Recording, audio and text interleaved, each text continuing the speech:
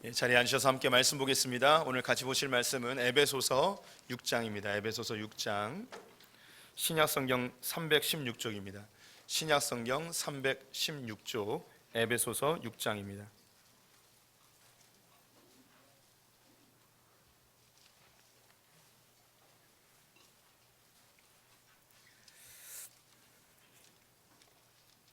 에베소서 6장 18절부터 20절까지의 말씀을 다 함께 합독하도록 하겠습니다. 신약성경 316쪽 에베소서 6장 18절부터 20절 말씀 합독합니다.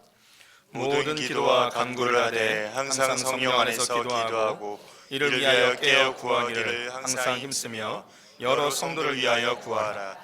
또 나를 위하여 구할 것은 내게 말씀을 주사 나로 입을 열어 복음의 비밀을 담대히 알리게 하옵소서 할 것이니, 이를 위하여 내가 쇠사슬의 메인 사신 된 것은 나로 이 일에 당연히 할 말을 담대히 하게 하려 하심이라. 아멘. 오늘도 주님의 보좌 앞으로 나오신 성도님들에게 하나님의 은혜와 평강이 함께 하시기를 축원드립니다. 옆 사람에게 반가운 미소로 인사하겠습니다. 하나님 당신 편이십니다. 감사합니다. 우리가 성령 하나님에 대해서 함께 보았는데 오늘 마지막 시간으로 삼아 보고자 합니다. 우리가 하나님이라고 부를 때 우리 보통 아버지 하나님을 생각하지만 그 안에는 성부, 성자, 성령이 공존하고 계십니다. 삼위의 하나님이 함께 계시는 것이죠. 우리가 하나님을 알기 위해서는 반드시 예수 그리스도가 필요합니다. 내가 곧 길이요 진리요 생명이니 나로 말미암지 않고는 아버지께로 갈 자가 없다고 하였습니다. 그래서 예수 그리스도를 통해서 하나님을 이해할 수 있습니다.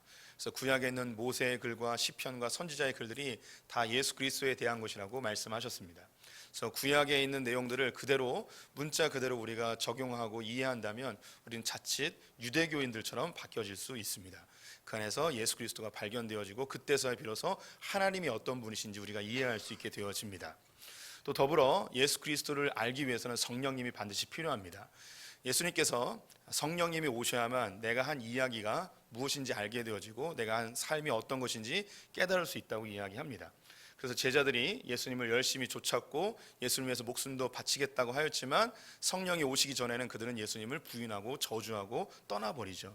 하지만 성령이 임한 이후에는 그들이 예수를 위하여서 목숨까지도 바치는 사람들로 바뀌게 되어집니다. 왜냐하면 그들은 정치적 메시아로만 생각했는데 성령이 오시게 되어지자 예수님이 하나님의 아들 되심과 그분이 이 땅에 오신 일, 그리고 그분의 십자가의 사건, 그분이 하셨던 진리의 복음이 무엇인지 그때서야 비로소 깨닫게 되었기 때문입니다. 그래서 우리 성도님들이 성령을 알아야지 예수를 알 수 있고 예수를 알아야만 하나님을 알 수 있습니다. 그래서 이 성부, 성자, 성령 이 삼위의 하나님을 다 합쳐서 우리는 하나님이라고 부르게 되는 것이죠. 그런데 안타깝게도 이제 성령 하나님에 대한 이해가 한국 교회에 많이 적어서 이 성령 하나님을 마치 은사를 주시는 분이나 어떤 뭐 랄랄라는 이 정도로만 생각하는 경향이 있어서 함께 나누고 있고 이것을 아는 것은 매우 가치 있는 일입니다. 그래서 우리가 지금까지 본 것이 성령님은 우리를 창조하시는 분이십니다. 재창조하시는 분이세요. 우리를 품고 마치 닭이 알을 굴리듯이 우리를 만들어 가고 계십니다. 우리의 육체는 후패하여 흙으로 돌아가지만 우리의 영혼은 새롭게 되어져서 거룩한 신부로 주님의 나라에 이르게 되어집니다. 우리 안에 들어오신 성령님은 내주하시며 영원히 떠나지 않고 우리가 거룩한 신부가 되기까지 우리를 돌보시고 인도하시고 가르치시고 지도해 주시는 분이십니다. 또 우리를 하나 되게 하셔서 교회 공동체로 만드시고 하나님 나라를 이루어 가도록 하시죠. 하나님 나라를 이루기 위해서 우리에게 은사, 능력을 주시고 교회를 만드시고 또 우리를 거룩하게 하시고 또 우리 안에 성도끼리 서로 이해관계가 아닌 하나님의 사랑 안에서 서로 교제하게 하시는 그런 새로운 공동체로 우리를 만들어가고 계십니다. 이 모든 작업들을 바로 우리의 눈으로 보이지 아니하지만 그 성령님이 하고 계시다는 것이죠. 이제 오늘 이제 마지막 시간 이제 성령 하나님에 대한 총 정리를 하고 제일 중요한 것을 오늘 이야기하려고 합니다. 하나님께서 우리를 만드셨습니다. 영혼육으로 만드셨죠. 이건 매 설교마다 거의 반복되는 것 같은데 우리의 육체는 하나님께서 이 땅 가운데 하나님 나라를 이루게 하기 위한 구현의 도구로 우리의 육체를 주셨습니다. 그래서 육체를 함부로 사용하거나 함부로 취급하면 절대 아니 됨을 말씀드렸습니다.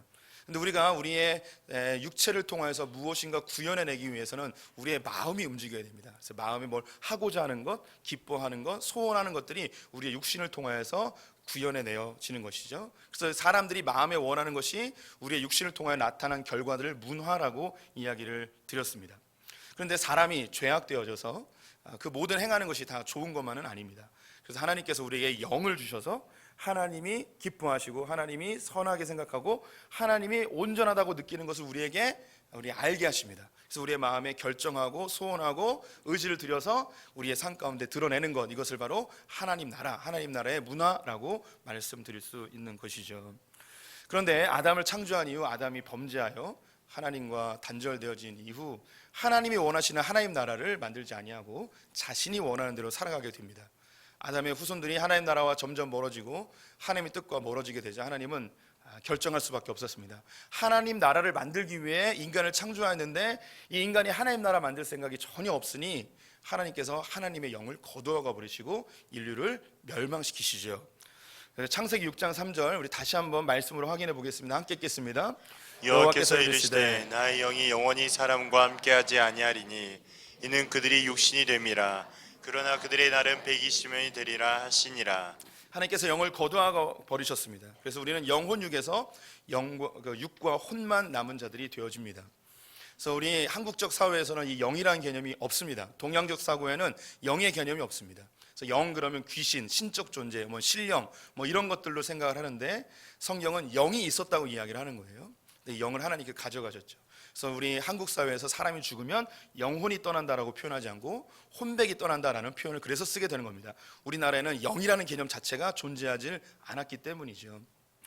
하나님께서 인류를 한번 멸망시키시고 그 가운데 은혜 받은 노아를 통하여 새로운 인류를 만드셨는데 노아의 후손들 역시 하나님의 뜻대로 살지 아니하였고 하나님 나라를 만들지 않고 그들의 나라 바벨 제국을 만들게 됩니다. 바벨 제국도 하나님께서 심판하시고 그 가운데 아브라함을 선택하여서 또 다른 새로운 민족을 일으키시죠. 그 민족이 이스라엘입니다. 이스라엘 가운데 하나님께서 하나님이 원하시는 나라, 하나님 기뻐하시는 나라가 무엇인지 하나님이 알려주어야만 되죠. 그래서 제한적이고 그리고 일시적으로 그 특정인들에게 하나님의 영을 부어주셔서 하나님이 뭘 원하시는지 알려주게 됩니다. 하나님과 대화하고 교제하면서 하나님의 뜻을 사람들에게 알려주죠. 그래서 하나님과 대화했던 아브라함, 이삭, 야곱, 다윗 왕, 사사들 그리고 여러 선지자들이 그들 가운데 있습니다. 그런데 이들 역시 늘 24시간 혹은 자기 인생 전체에 하나님의 영과 함께 동행한 것은 절대 아닙니다. 그들은 매우 제한적이고 일시적으로 하나님의 뜻만 딱 전달되어지면 하나님의 영이 사라져버리는 그런 일들이 계속 반복되어집니다. 안타깝게도 이 이스라엘 민족 역시 하나님이 원하시는 대로 삶을 살지 아니하므로 하나님의 심판을 받게 됩니다. 우상 숭배하고 하나님을 이용하려 하고 하나님의 나라가 아닌 그들의 부강한 나라를 만들기 위하여 애를 쓰게 되어지죠. 하나님께서 이제 하나님 나라를 이 땅 가운데 이루셔야 되는데 그 안타까운 마음에 하나님의 때가 되어져서 이제 사람의 육신으로 흘러오는 그런 민족이 아닌 새로운 민족을 일으키시는데 믿음의 세대를 일으키십니다. 영접하는 자, 예수 그리스도를 영접하는 자, 그 이름을 믿는 자들에게는 하나님의 자녀가 되는 권세를 주십니다. 하나님의 새로운 민족을 일으키십니다. 그 사람들이 바로 우리 성도님들이십니다. 이 세대를 통하여서 하나님의 나라를 이루어 가시는 것이죠. 예수님께서 십자가에 달려 죽으시며 우리의 죄를 깨끗게 하십니다. 그래서 우리는 죄악이 예수 그리스도의 보혈로 정결케 되어져 하나님이 우리 가운데 임할 수 있는 조건이 만들어지게 됩니다. 하나님은 자기의 형상대로 지음받은 그의 자녀들과 끊임없이 교제하고 싶고 사귀고 싶고 대화하고 싶은 열망에 가득 찬 분이십니다. 하나님은 그렇게 사귀고 싶으신 분이에요. 근데 사람이 죄악으로 인하여 하나님과 만날 수 없고 하나님이 그들 가운데 찾아가게 되면 그들은 소멸되어지는 죄인이었기 때문에 하나님께서는 그 간절함이 그 성막이라는 그 자그마한 텐트에, 그것도 법궤라는 곳에 자기를 꾸겨 넣어서 제사제들을 통하여서 하나님을 일시적으로라도 만날 수 있는, 커튼이 드리워져서 이 백성들은 하나님을 볼 수 없지만 하나님은 그 커튼 뒤에서 희미하게나마 그 백성들을 바라보기를 너무나 소망했던 그 하나님의 마음이 성막과 성전에 고스란히 담겨져 있었는데 드디어 예수님이 우리의 죄를 위하여 죽으심으로 우리는 정결한 하나님의 성전으로 바뀌게 되어집니다. 하나님께서는 휘장을 위에서부터 아래로 찢어버리고 예수님이 돌아가신 그 순간, 다 이루었다는 그 순간을 기다리며 찢어버리고 우리에게 찾아와 버리시죠. 구약에서부터 하나님의 임재의 상징이 하나님의 영광입니다. 구름으로도 표현되어지고 성막에 하나님의 영광이 임합니다. 그리고 성전에 하나님의 영광이 임하고 이제 바로 우리 성도님들 마음마다 하나님의 성전이 되어져서 하나님이 임재하는 자들이 되었습니다. 하나님의 영이 이제 우리에게 다시 돌아오게 되어졌죠. 요한복음 20장 22절 말씀 같이 읽어보도록 하겠습니다. 이 말씀을 하시고 그들을 향하사 숨을 내쉬며 이르시되 성령을 받으라. 예수님께서 부활하신 이후에 제자들에게 찾아와 성령을 받으라 라고 이야기하게 됩니다. 이 성령을 받으라 할 때 숨을 후 내쉬죠. 이것은 창세기 2장에 하나님께서 아담을 만드시고 그 코에 생기를 불어넣은 장면을 다시 재현하신 것입니다. 그래서 첫 번째 아담이 아닌, 육신은 죽을 수밖에 없는 그 아담이 아닌 새로운 피조물로 하나님의 새로운 사람들을 만들어서 하나님의 나라를 이루도록 우리에게 명령하고 계시는 것이죠. 이 성령이 임하기 전에는 제자들이 예수님을 좇는다 하였지만 예수님을 부인하고 예수님을 저주하고 떠나버렸습니다. 하지만 성령이 임한 이후에는 이 제자들이 예수님을 위하여서 목숨을 바치는 놀라운 변화가 일어나게 되어집니다. 사실 우리는 예수님을 따라갈 수 없습니다. 예수님을 닮아갈 수도 없는 존재들입니다. 우리는 끊임없이 쓰러지고 끊임없이 죄악을 짓게 되어지는 그 구약에 있는 그 사람들, 우리 성경에 나와 있는 그 많은 죄인들과 똑같은 자들입니다. 하지만 그럼에도 불구하고 우리 안에 계신 이 성령님이 우리를 다시금 만들어 가시는, 내주하시며 우리를 완성시키는 그 성령님이 우리 안에 계심으로 우리를 다시 일으키시고 우리를 다시 격려하시고, 우리는 할 수 없지만 성령님 우리를 견인하셔서 하나님 나라까지 이루도록, 그리고 우리가 행동하고 우리가 결정하고 우리가 행하는 모든 것들을 이 성령님께서 하나님 나라가 되게끔 그렇게 만들어 가시는, 조성하시는 그런 분이 우리 성령님이십니다. 우리 성도님들, 우리가 성령을 받았다는 건요, 이거 어마어마한 일입니다. 구약의 성도들은 성령님을 일시적으로 제한적으로 받고 있었어요. 근데 우리는 24시간 언제나 성령님이 동행하신 존재들이 됐단 말이죠. 우리 성도님들 얼굴 표정을 보니까 나는 성령을 안 받은 것 같은데 막 이런 생각을 하는 분들이 있어요. 그래서 성경은 그래서 이렇게 고민하는 분들을 위해서 명확하게 답을 주고 있죠. 성령이 아니고는 그 누구도 예수를 주라고 할 수 없다는 거예요. 예수님을 주님이라고 고백한다면 그 사람 속에 성령이 있다는 것을 확실히 믿으라는 거죠. 우리 예수 그리스도께서 하나님의 아들임을 믿으십니까? 아멘. 네, 아멘. 예수님이 나를 위해 십자가에 달려 죽으셔서 내가 정결케 되었음을 믿으십니까? 예. 예수 그리스도를 통해서만 하나님 나라 갈 수 있음을 믿으십니까? 예. 이 고백이 내가 학습으로 되어진 게 아니라는 거예요. 내 안에 성령이 있기 때문에 이것이 되어진다는 거죠. 우리 여기 계신 성도들 중에 여기에 아멘이 안 되는 분이 우리 가운데 있을 수 있어요. 왜 안 되는가? 내 안에 아직 동의가 안 되거든요. 성령이 아직 내 안에 계시지 않거든요. 활동하지 않거든요. 입술로 고백이 안 되거든요. 그런데 신기한 게 우리 유치부나 유초등부 아이들에게 예수를 믿어야지 천국 가는 거 믿느냐? 그러면 이 아이들이 아멘을 해요. 믿습니다. 그래요. 얘네들 무슨 학습을 받았겠습니까? 무슨 교육과 무슨 세례를 받았겠습니까? 아니에요. 그들 가운데 성령님이 그 고백을 하게 하시는 것이죠. 우리 성도님들이 예수 그리스도가 하나님의 아들임과 그분이 나를 위해 죽으셨음과 예수 그리스도를 통해서만 천국에 갈 수 있다는 것이 고백이 되어진다면 그 안에 성령님이 계시는 거예요. 이런 비상식적인 이야기가 어디 있어요? 예수님이 태어나서 내 죄를 위해 죽으셨다고요? 이게 이해가 되십니까? 이해가 안 돼요. 설득이 되는 게 아니고요, 이건 합리적 사고로 우리가 해결되지 않는 부분이에요. 어떻게 예수를 믿어야지 천국 갑니까? 이게 우리가 이해가 되나요? 안 돼요. 근데 다 아멘 하시잖아요. 저절로 받아들이잖아요. 그래서 이 복음은요, 설득이 아니에요. 복음은 선포예요. 그래서 이 믿음은 선물이에요. 하나님이 주시는 거예요. 우리가 이해되어지거나 설득되어지는 부분이 아니에요. 이 비상식적인, 그래서 이 세상에 있는 모든 좀 머리가 똑똑하다는 사람이 다 비판하는 그 예수 그리스도에 대하여서 우리는 이게 저절로 믿어진단 말이에요. 이게 성령이 하시는 일이에요. 그럼 여기서 이제 제일 중요한 질문을 다시 해보도록 하겠습니다. 하나님께서 우리에게 성령을 부어주셔서 이제 다시 우리는 영혼육의 존재가 되었습니다. 그 첫 번째 아담의 그 원형의 모습을 우리가 회복하였단 말이죠. 그럼 우리에게 왜 하나님의 영을 넣으셨을까요? 왜 주셨을까요? 왜 다시 우리에게 하나님의 영을 넣어주셨을까요? 네. 하나님이 거두어 가셨죠. 왜 거두어 가셨냐? 이 영을 사용하지 않으니까 거두어 가버렸단 말이에요. 하나님 우리에게 다시 주신 이유는 그거 다시 하라는 거예요. 뭘 하기 원하실까요? 하나님과 사귀라는 거예요. 하나님과 교제하라는 거예요. 하나님과 대화 좀 하라는 거예요. 그래서 우리에게 이 성령을 주신 거예요. 성령 주셔서 은사 받고 랄랄라 하려고 이거 성령 준 게 아니에요. 하나님이 우리에게 성령을 주신 이유는 하나님하고 사귀고 교제하고 하나님과 좀 놀으라는 거예요. 여기서 이제 한 걸음 더 나가긴 해야 되는데, 하나님하고 교제하고 하나님하고 사귀는 궁극적 목적은 그냥 하나님하고 그냥 사이좋게 지내라는 이런 개념이 아니고, 하나님 나라를 이루기 위하여 우리와 교제하기 원하시는 거죠. 근데 하나님 나라에 대한 부담은 크게 갖지 않으셔도 돼요. 우리 성도님들이 하나님 나라를 이룰 수 있을까요? 예, 우리가 뭐 대단한 큰 일을 해서 주님께 영광 돌리고 이런 착각은 하지 마세요. 내가 사업을 크게 하면 주님께 영광이 되고 하나님 나라 확장이다, 이런 생각 안 하셔도 돼요. 그냥 사업을 확장하세요. 그리고 헌금을 많이 내주세요. 예. 그리고 맛있는 거 많이 사주시고 그러시면 돼요. 이게 뭐 하나님께 영광이고, 예, 뭐 그 일자리 창출 많이 하시고, 예, 교회도 한번 쌈박하게 한번 새로 져주시고 뭐 이러면 돼요. 예, 예.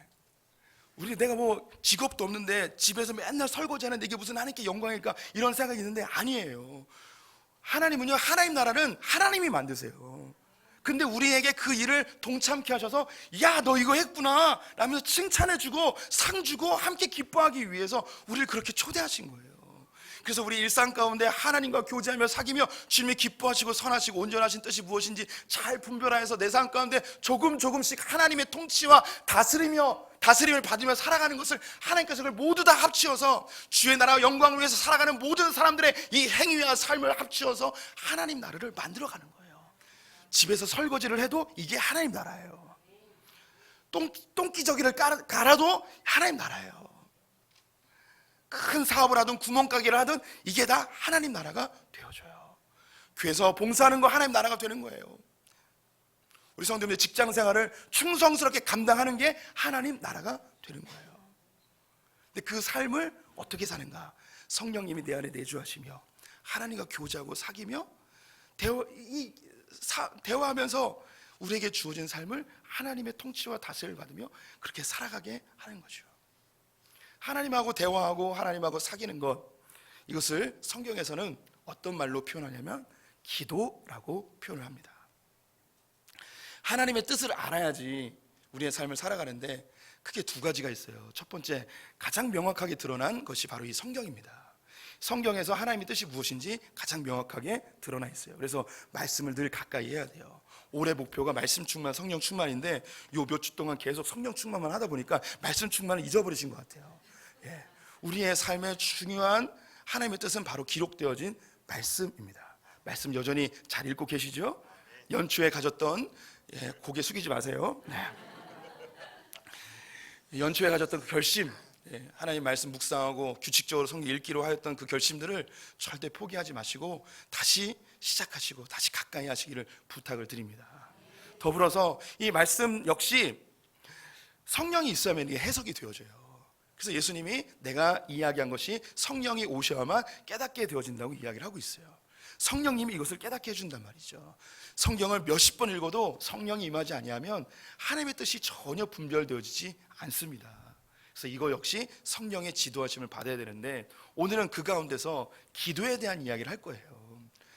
하나님께서 우리와 대화하시는 것, 기도라고 표현을 드렸어요. 하나님 우리에게 뭘 말씀하고 싶어하고 우린 또 하나님께 무엇인가 말을 하게 되어지는 것, 이것이 기도입니다. 사실 우리 성도님들 가운데 기도를 어려워하는 분들이 의외로 좀 많이 있어요.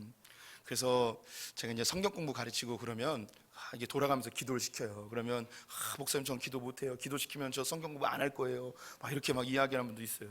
사랑방에서도 뭐 식기도나 이런 거 하면은 이렇게 돌아가면서 기도하라고 그러잖아요. 근데 이 기도 시키면 나 사랑방 안 오겠다고 막 이야기하는 분도 있어요. 예, 또 우리 이 임직을 받으면 안수 집사님들 이제 대표기도 하잖아요. 대표기도 못 한다고 이 임직을 안 받겠다고 하는 분들이 뭐 이런 분들이 있어요. 예전에는요, 이렇게 함께 이제 성경 공부하고 이렇게 합심기도 한 다음에 누구누구 집사님 마침 기도로 끝나겠습니다. 이렇게 해서 열심히 기도했어요. 막 기도하고 기도가 다 끝났어요. 그런데 대표기도를 안 하는 거예요. 시간이 점점 지나서 뭔가 불안해지는 거예요. 눈을 떠봤더니 그 집사님 사라져 버렸어요. 아니 그냥 못하겠다고 얘기를 하든가 말을 하고 가거나 그래야 되는데 이게 사라져 버린 거예요. 그래서 그분의 마음을 제가 이해는 되어지지만 예, 의외로 이렇게 기도를 어려워하는 분들이 꽤 있어요. 그래서 우리 성도님들, 기도는 어렵지 않아요. 기도는 하나님과의 대화예요, 대화. 그래서 오늘 본문에서 몇 가지 교훈을 좀 얻고자 해요. 먼저는요, 우리 성도님들, 하나님과 대화하려면 뭘 해야 되느냐? 먼저 말을 거셔야 돼요. 예, 하나님께 좀 말을 거세요. 예, 아주 특별한 경우, 그냥 일반적인 경우는 아닌데 아주 특별한 거에 하나님께서 먼저 와서 우리에게 말을 거는 경우가 있어요. 아주 위급하거나 결정적 순간에 하나님이 먼저 찾아오셔서 말을 거는 경우가 있는데, 그런 걸 경험해 본 분들이 있어요. 제가 예전에 제 설교한 것 중에 몰몬경 태워버려, 이거 있잖아요. 내가 기도하지 않았는데 하나님이 먼저 저에게 찾아오셔서 강력하게 말씀하시는 거. 그리고 저에게 목사로 부르실 때 열받으면 네가 해 라는 게 있었어요. 예, 교육자들에 대해서 제가 교회를 살려야 되는데 이 마음속에 이제 불평이라 할까요? 불만족이라 할까요? 이런 게 막 가득 차는데, 왜 우리 교회는 좋은 사역자를 안 보내주십니까? 막 이렇게 기도했어요. 교회는 이게 응급 상황인데 이거 진단부터 6개월 동안 걸리는 거예요. 너무 답답해서, 주님, 우리 교회 정말 괜찮은 사역자 좀 보내주세요 라고 이렇게 기도하는데, 전혀 예상치 않은 하나님이 저를 찾아오셔서 열받으면 네가 해 라고 하셔서 제가 신학교를 갈 수밖에 없었어요. 이렇게 아주 특별한 경우에 하나님이 우리에게 먼저 말을 걸긴 하지만, 보통의 경우에는 우리 성도들이 먼저 뭐 하셔야 되냐면 주님께 말을 거셔야 돼요. 말을 거셔야 돼요. 네. 그냥 일상생활 속에서, 하나님, 오늘 날씨 너무 좋죠? 하나님, 이 밤 너무 맛있어요. 하나님, 우리 아들 너무 잘생겼죠? 우리 딸 너무 예쁘죠? 이렇게 말을 거는 거예요. 옆에 있는 사람이 쟤 미쳤구나라고 생각할 수 있겠지만 해보는 거예요. 입술로 안 되면 마음속으로라도 하나님께 한번 말을 걸어보는 거예요. 이거 제가 연습하려고 준비했어요. 우리가 입으로 하면은 좀 쑥스러운데 일부 예배 때도 했어요. 5초 동안만 눈을 감고 하나님께 말을 한번 걸어봅시다. 하나님께 하고 싶은 말 하세요. 5초 동안 제가 기회를 드리니까는 뭐 이런 거 해도 돼요. 하나님, 설교 빨리 끝나게 해주세요. 뭐 이렇게 하나님께 한번 말을 걸어보세요. 그냥 제가 5초의 시간을 드릴게요. 저도 눈을 감을 거예요. 같이 함께 동참해 주세요. 시작이에요.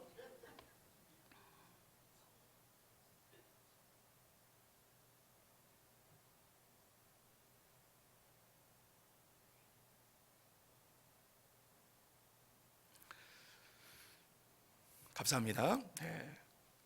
우리 성도님들 중에 뭘 얘기할지 모르고 그냥 하나님이라고 부른 분도 있을 거예요. 제가 우리 가운데 분명히 하나님께서 반응하신 걸 느낀 분들 있을 거예요.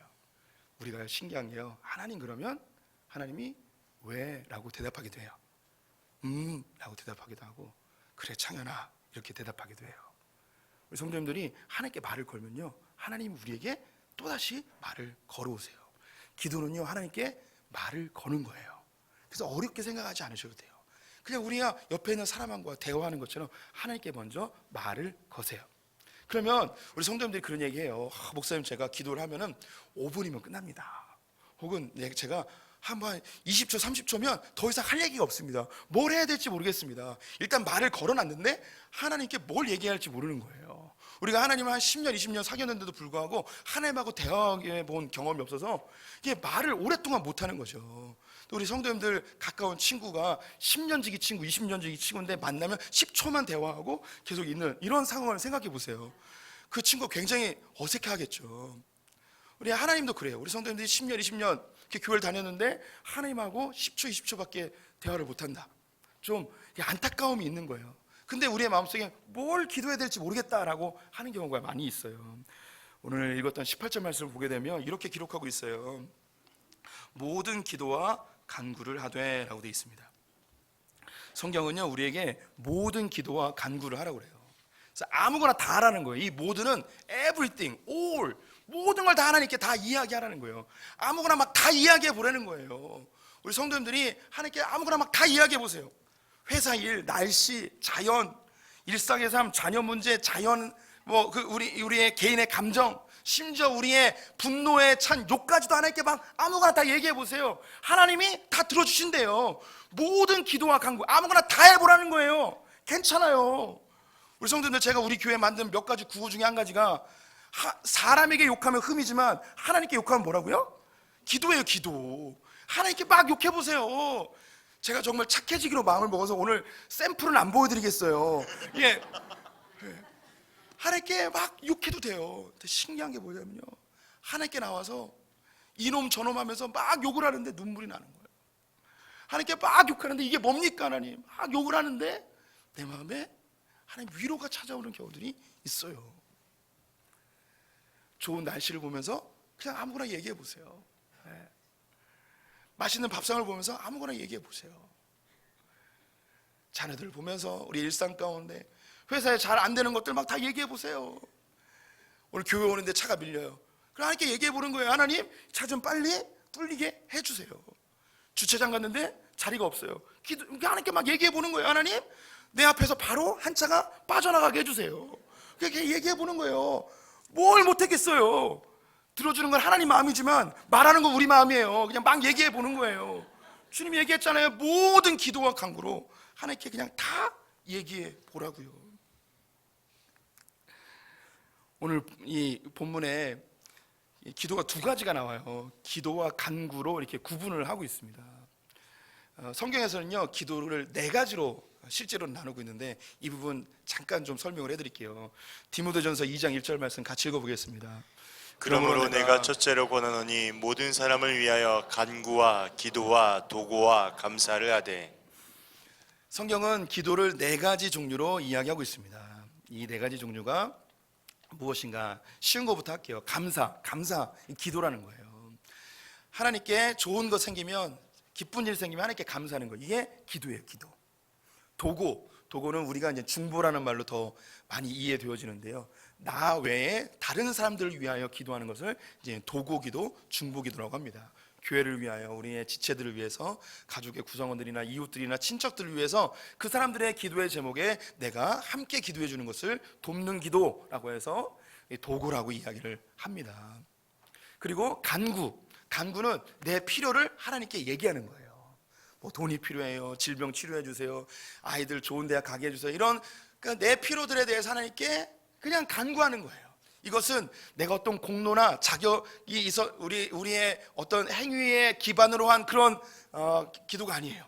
또 내가 뭐 열심이나 혹은 시간이 얼만큼 들여졌느냐 이런 것을 주님이 측정하시는 게 아니고, 이 간구는 자녀된 권세 가지고 아버지 하나님께 자녀의 권세로 이야기하는 거예요.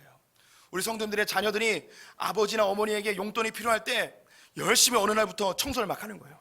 다 청소한 다음에 어머님 용돈이 필요합니다. 보십시오, 제가 열심히 이렇게 청소를 했습니다. 가끔 우리가 하나님께 그런 모습으로 갈 때가 있어요. 교회 봉사 열심히 한 다음에 하나님께 기도하는 거죠. 하나님, 내가 이렇게 교회 봉사 열심히 했으니까 우리 자녀 뭐뭐뭐 해주세요. 내가 이렇게 하나님의 일을 열심히 했으니까 내 남편 사업 이렇게 해주세요. 이런 경우들이 많이 있어요. 봉사하지 말라는 게 아니라 봉사와 이 간구는 아무 관계가 없어요. 우리는 단지 하나님의 자녀된 권세 가지고 하나님께 뭐든지 간구할 수 있어요. 그런데 잊지 마셔야 될 것은, 우리는 뭐든지 얘기할 수 있지만 들어주는 것은 하나님 마음이라는 거예요. 예. 우리의 자녀들이 3살, 4살짜리가 부엌칼을 가지고 엄마 부엌칼 주세요, 부엌칼 주세요 그러면 너무 간절하게 간구하는 거예요. 그러면서 아빠 신발을 막 닦은 다음에 신발을 딱 가져오면서 엄마 아빠 신발 닦았어요, 식칼 좀 주세요 라고 하면은 우리 성도님들이 주시겠냐고요? 안 주셔요. 우리가 그런 경우가 있어요. 나에겐 진짜 너무 갖고 싶고 필요한 것 같은데, 그래서 하나님께 내 공로를 다 싸잡아가지고 하나님 이거 제발 주세요라고 했는데 주님이 안 주세요. 왜 안 주실까요? 식칼을 달라고 하는데 이걸 왜 주시겠어요? 그래서 안 주실 때가 있어요. 그런데 그렇게 간구하면서 뭘 배우는가? 하나님과의 사귐, 대화, 이런 것들을 배워나가는 거예요. 그 다음에 중요한 것이 기도예요. 기도. 이 기도는 우리가 하나님 뭐 필요해요 라고 하는 그런 간구하는 차원이 달라요. 이 기도는요, 하나님이, 내가 필요한 게 있긴 한데 하나님이 우리를 향한 계획이 있어요. 하나님, 우리 자녀들을 향한 하나님의 계획이 있단 말이에요. 하나님께서 이 소풍교회와 이 대한민국을 위한 하나님의 목적과 계획이 있어요. 근데 우리가 이걸 잘 몰라요. 그래서 하나님께서 우리에게 그것을 알려주신 것을 우리의 입으로 선포하는 건 이것을 기도라고 이야기하는 거예요. 그래서 이 기도는 하나님이 일하게 해요. 이게 왜 중요한가? 다음 주제에 여기에 해당이 되어지는데, 하나님께서는 일하실 때 반드시 3단계를 거치게 되어져 있습니다. 첫 번째는요, 계시의 단계예요. 두 번째는 선포의 단계, 세 번째는 실행의 단계예요. 하나님은 이 단계를 절대 무시하지 않으십니다. 반드시 이 단계를 거치게 되어져 있습니다. 왜 이 단계를 거치는가? 하나님께서 우리 성도들에게 무엇인가 소원을 이루어 주셔요. 뭔가 일을 하세요. 뭔가 행해 주셨단 말이에요. 그런데 이 무슨 일이 벌어졌는데 이 일이 우리가 기도를 안 하면 이 일이 하나님이 하신 건지 내 열심으로 된 건지 누가 도와줘서 된 건지 우리가 알 수가 없어요. 그래서 이 일이 하나님이 하신 것임을 알게 하기 위하여 우리에게 먼저 뭘 하기 원하시냐면 선포하기 원하세요. 이 선포가 바로 기도라는 거예요. 하나님이 원하시는 게 무엇인지 우리가 알아서 이것을 선포하면 뭘 하길 원하시는지 우리가 깨달아 이것을 선포하면 그때서 하나님이 실행을 하십니다. 그러면 이 실행은 되어진 것을 보고 아, 하나님이 하셨구나 라는 걸 우리가 알게 되는 거예요. 성경을 보게 되면 이런 구절들이 많이 있어요. 요셉을 보니 하나님이 그와 함께 하셨더라.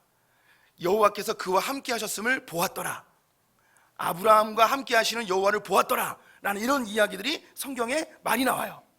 이런 이야기가 왜 나오냐면 이 아브라함이나 요셉이나 다윗이나 이런 믿음의 우리 선배들 가운데 삶에 문제가 생겨요. 고난이 있어요. 뭔가 기도의 제목이 있는 거예요. 그런데 이 친구들이 뭘 했냐면 기도한 거예요. 하나님께 매달린 거죠. 그런데 이 모습을 누가 봤느냐? 옆에 있는 제3자가 본 거예요. 열심히 기도하였더니 그 일이 이루어진 거예요.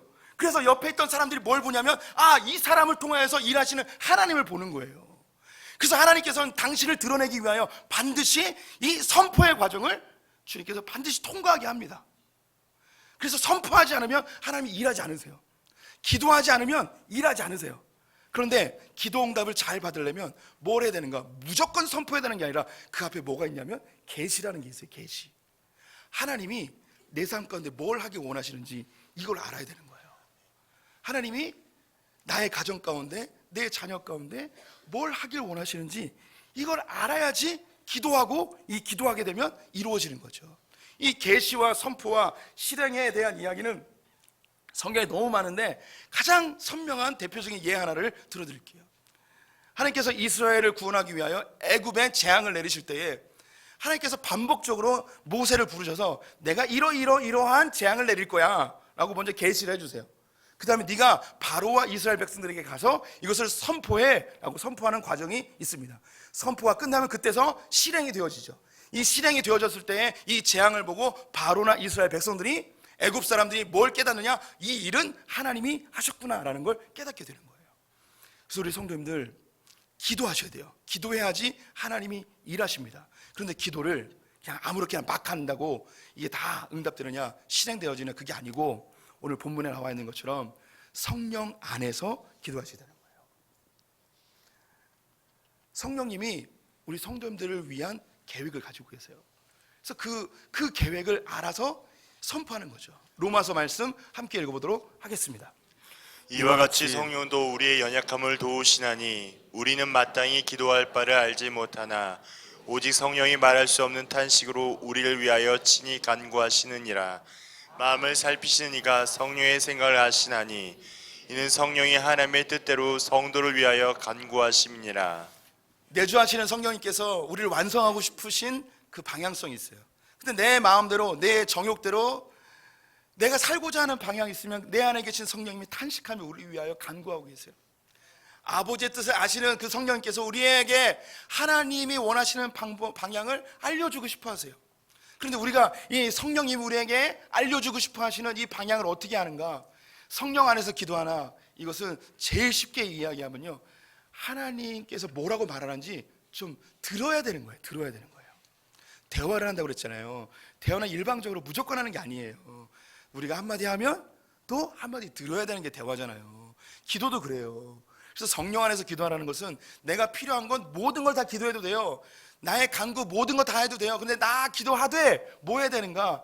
잠시 하나님이 나에게 뭐라고 말씀하시는지, 성령님이 나에게 뭐라고 지도해 주시는지 이걸 좀 잠잠히 들어야 되는 거예요. 그래서 우리 성도님들이 이 무더운 여름에 너무 목이 마르고 그래서 너무 좀 시원한 게 땡기는 거예요. 그래서 하나님께 말을 거는 거죠. 하나님 너무 더워요. 너무 더워요. 아이스크림 하나만 먹고 싶어요 라고 이렇게 기도했어요. 그때 뭐 하셔야 되는 거예요? 하나님이 성령님이 뭐라고 우리에게 말씀하시는지 좀 기다려야 되는 거죠. 하나님 너무 더운데 아이스크림 하나만 사주세요. 그러면 잠잠히 기다려보세요. 그럼 주님이 음성을 들려주세요. 뭐라고 하시느냐? 네가 사 먹어 라고 이야기하시는 거예요. 예.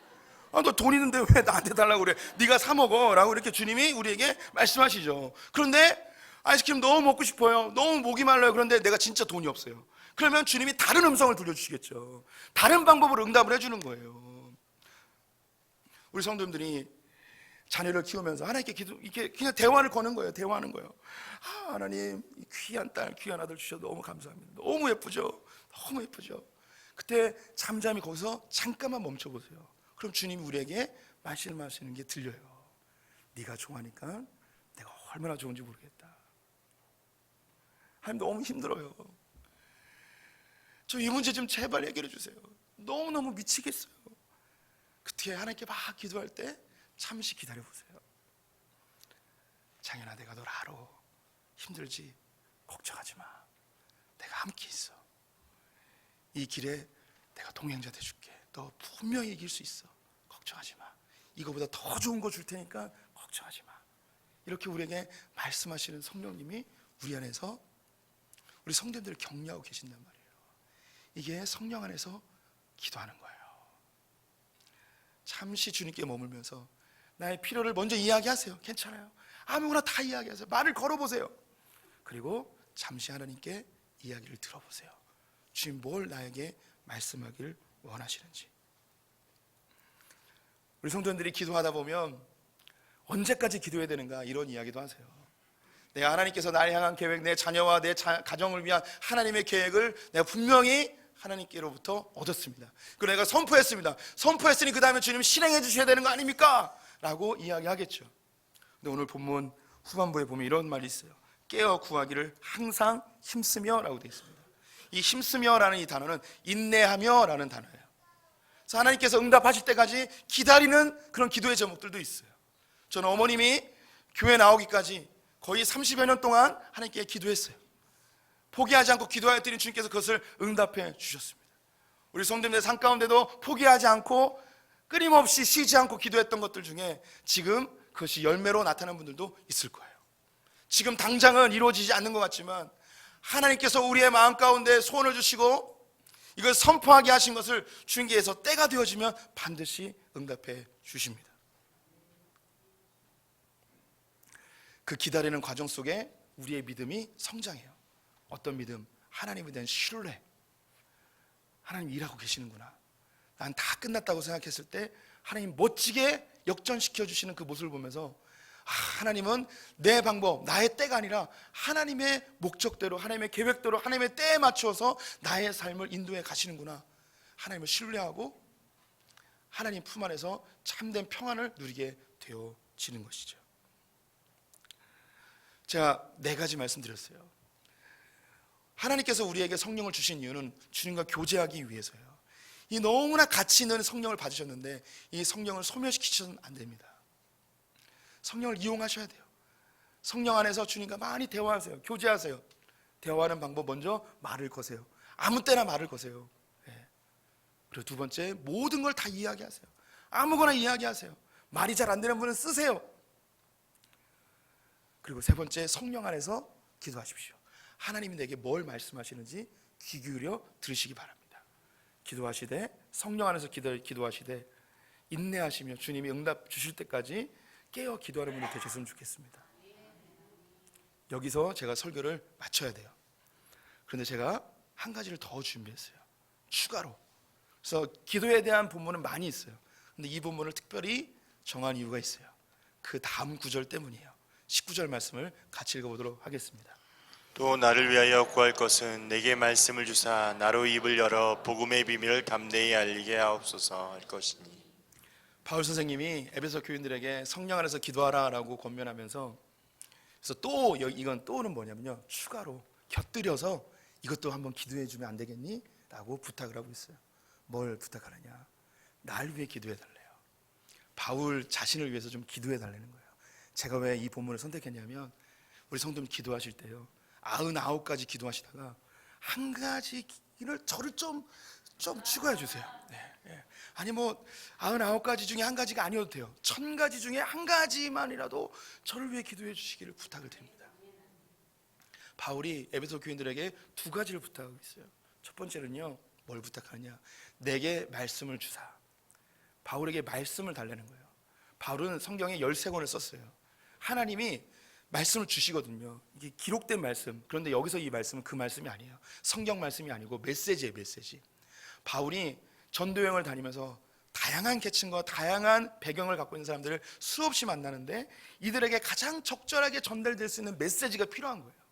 근데 자기 힘으로 안 되거든요. 하나님이 도와주셔야만 그 메시지가 나오는 거예요. 그래서 우리 성도님들, 이 기도는요, 바로 우리 성도님들을 위한 기도이기도 해요. 제가 요 몇 년 사이에 제일 고민되는 게 뭐냐면, 제가 우리 성도님들에게 적절한 말씀을 하고 있는가, 우리 성도님들에게 정말 하나님이 기뻐하시는 말씀을 내가 전달하고 있는가에 대한 고민이 제일 많습니다. 우리 성도님들에게 가장 필요한, 하나님께서 우리 성도님들을 만들어가고 싶어 하시는 메시지가 있단 말이에요. 그런데 그것이 우리 성도님들에게 전달이 안 되어지면 하나님도 슬퍼하시고 저도 답답하고, 그래서 성도님들께서 기도해 주셔야 돼요. 하나님, 우리 김찬현 목사님에게, 우리에게, 아니 나에게 가장 적절한 말씀, 그 메시지를 주셔서 저 강단을 통하여서 나에게 전달되게 해주십시오 라고 기도를 좀 해주세요. 한 가지를 더 부탁하고 있는데, 복음의 비밀을 담대히 알리게 하옵소서. 이 복음의 비밀을 담대히 전할 수 있도록 기도를 좀 해달라는 거예요. 여기서 이 담대히, 이건 굉장히 용기 있게 막 이런 거잖아요. 근데 이 담대히를 쉽게 풀면, 이 바울이 복음을 전할 때에 장애물들이 있는 거예요.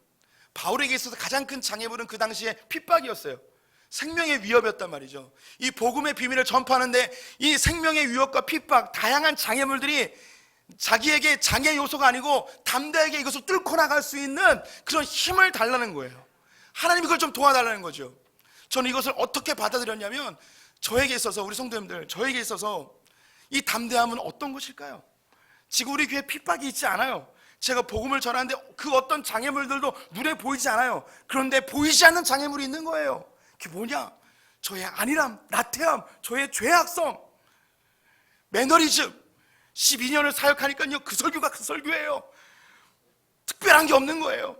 제가 이번 주에 아주 오래전부터 우리 교회를 다니신 어떤 분과 대화하는 기회가 있었어요. 그래서 그분이 저의 그 처음 35살에 와서 정말 날 생선처럼 팔딱팔딱 뛰던 그 설교를 막 이야기하시는 거예요. 그러면서 저에게 이야기하는 거예요. 그 설교를 다시 듣고 싶다는 거예요. 제가 그래서 이 한 주 동안 너무 마음이 아팠어요.